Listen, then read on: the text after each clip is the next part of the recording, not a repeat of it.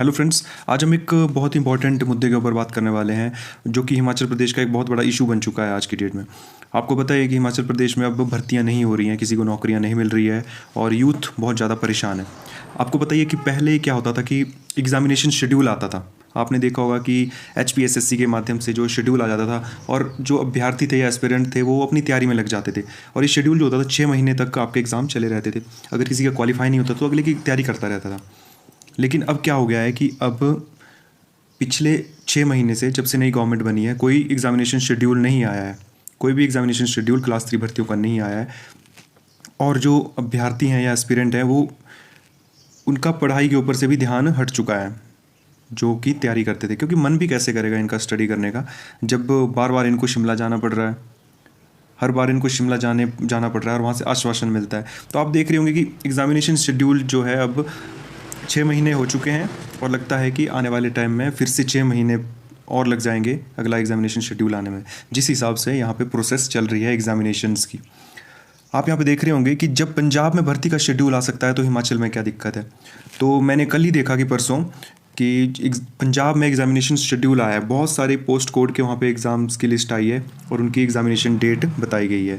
तो देखो, जब वहाँ पे आ सकता है, वहाँ का यूथ खुश रह सकता है, तो यहाँ पे हिमाचल के यूथ को क्यों खुश नहीं रहने दिया जा रहा है। कर्मचारियों को OPS मिल रही है, वो खुश हो रहे हैं, हर एक वर्ग को खुश करने की कोशिश की जा रही है, लेकिन यूथ का क्या है।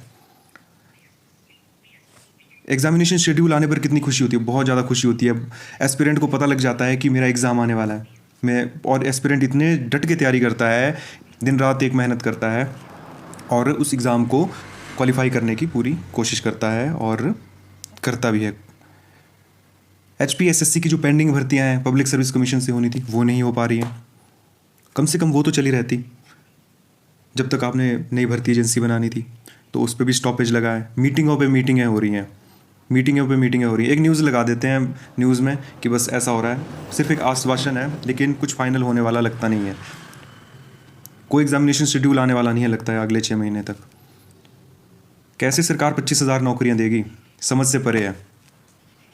ये बात भी सही है, बातें तो बड़ी बड़ी हुई हैं, 25,000 सरकारी नौकरियां देना,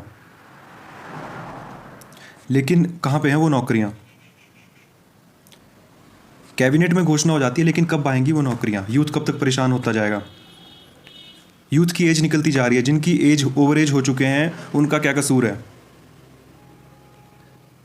HPSSC को अगर आपने बंद करना था तो आगे भी अच्छे तरीके से नई एजेंसी खोलते, लेकिन उसके लिए भी कमेटी बनी है और कमेटी भी का रिस्पांस भी कुछ सही नहीं आया अभी तक।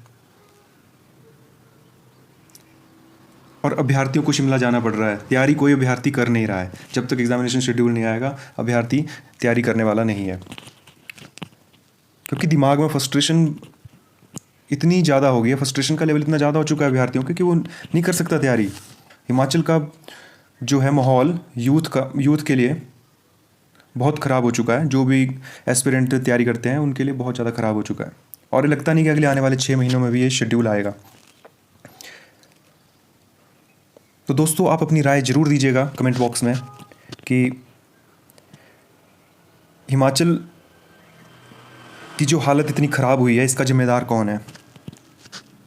और मैं अपनी ओपिनियन में कहूँ तो पहले पिछली सरकार ने बहुत ज़्यादा शोषण किया यूथ का, और अब आने वाले टाइम में अभी ये सरकार भी यूथ का शोषण कर रही है। तो इससे कंक्लूज़न निकलता है कि कोई भी सरकार को किसी एस्पिरेंट या किसी से कोई मतलब नहीं होता है। हर जगह राजनीतिक फ़ायदा देखा जाता है।